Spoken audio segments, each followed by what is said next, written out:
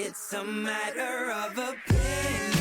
If I'm right, but I'm leaving no for now to go outside, putting chores and obligations on our part. Ladies and gentlemen, welcome to another episode of Matter of Opinion. I'm your boy Walls P, and today we got a lovely guest on the show, Miss Erica P. You want to introduce yourself? Hey guys. Now, for those who don't know, Erica P, she definitely be in the comment section of our lives, and she was in a couple of collaborations that we've done in the past. One of them is the Baltimore school with the failing grade. That was a heated debate. If you want to see it, click the card that you just saw pop up. We also, did a collaboration on the Medusa statue that was in New York City to represent the Me Too movement. Another interesting debate that we had was on the Red Table Talk episode that dealt with sexual consent. So you could go through the channel catalog and you'll definitely see the debates that we had on them. So she's not a stranger to the show. So with that being said, on today's episode, we're going to cover what is called the Bentley Law in Tennessee that they're trying to pass. And for those who don't know, the sole purpose of this law is to protect families that lost their loved ones in an accident that was DUI related. Let me pull up the article for you just to give you guys a good synopsis of this law. All right. Tennessee bill requires drunk drivers to pay child support to children of victims. In Tennessee, a bill that requires a drunk driver to pay child support for their victims' children is on the way to the governor's desk.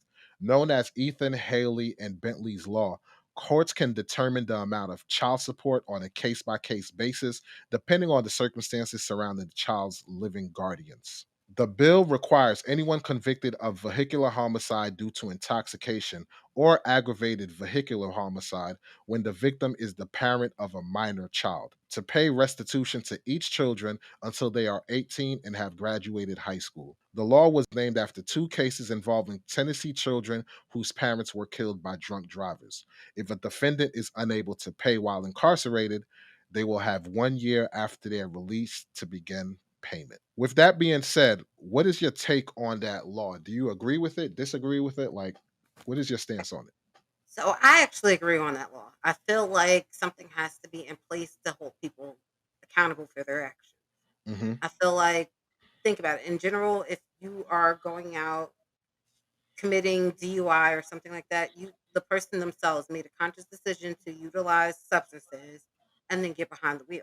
So I feel like if you got behind that wheel because of that, then you should be held responsible for those parents' children or child in that case, if you did something. So if you killed their parent, mother or father, whoever, matter of fact, it could be their legal guardian. It don't even have to be a mother or father, but even if it's a legal guardian, I feel like you need to be held accountable. If that person was the breadwinner bringing in the income, then I need you to fill in and start paying that income. For me, I agree with this law. One of the laws for like DUI cases that I didn't agree with was how a lot of families were suing the beer companies or the liquor company that whatever beverage the person was drinking. That one I don't agree with. Now, not to say if I was in a situation like that, would I be pro? Yeah, I probably would, but I still don't see it right. But you have to But think about it though. People sue those companies because a lot of times they have more money and more oh yeah, means than no, the I get person it. that's actually the one drinking the alcohol I or get whatever. it, but at the end of the day, they weren't responsible for what that person was drinking.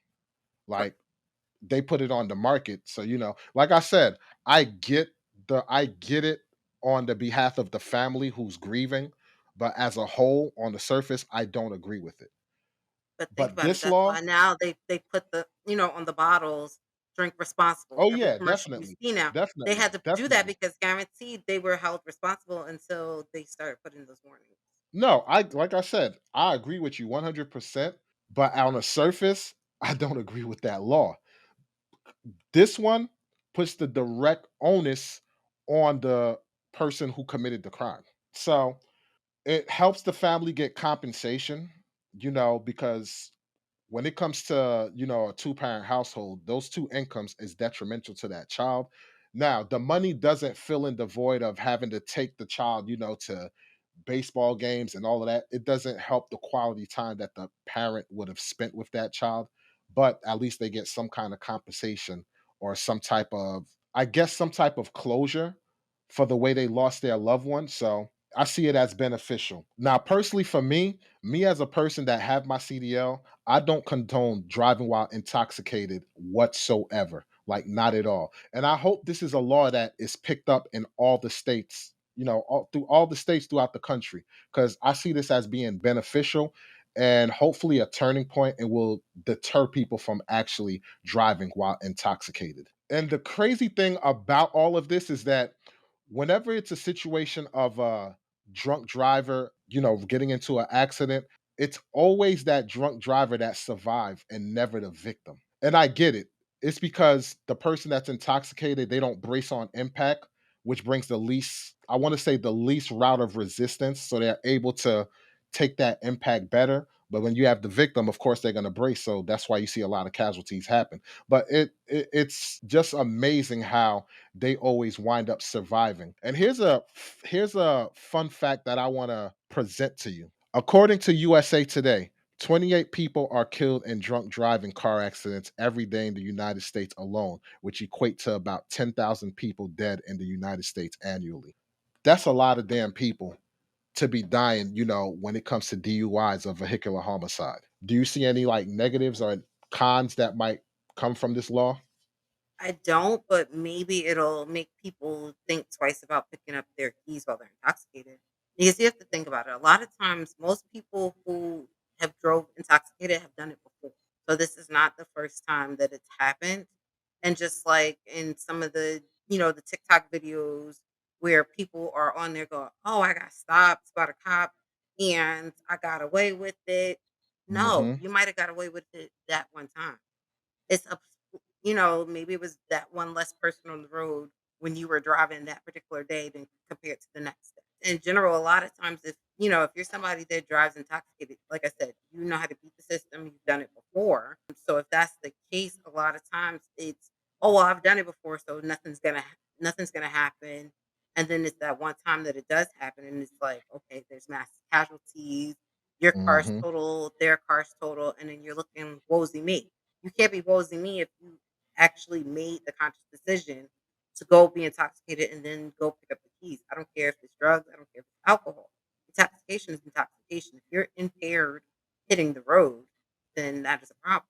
I agree. And that the key thing that you said is once they get away with it the first time, they're going to keep testing, keep testing, keep testing to see how much they could keep getting away with it. This is definitely an issue I feel we need to tackle. And I think a law like this is on the right path to tackle it. Never know. Maybe they might add cell phones to that bill also in the near future. So we'll see. Let us know what you guys think in the comment section. We would love to hear your take on it. How do you feel about this law?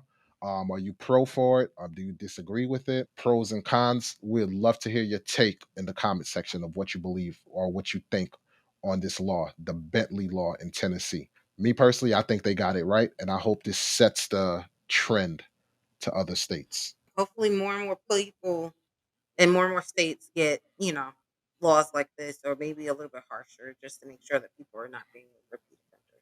Couldn't have said it better myself. That's going to do it for this episode of Matter of Opinion.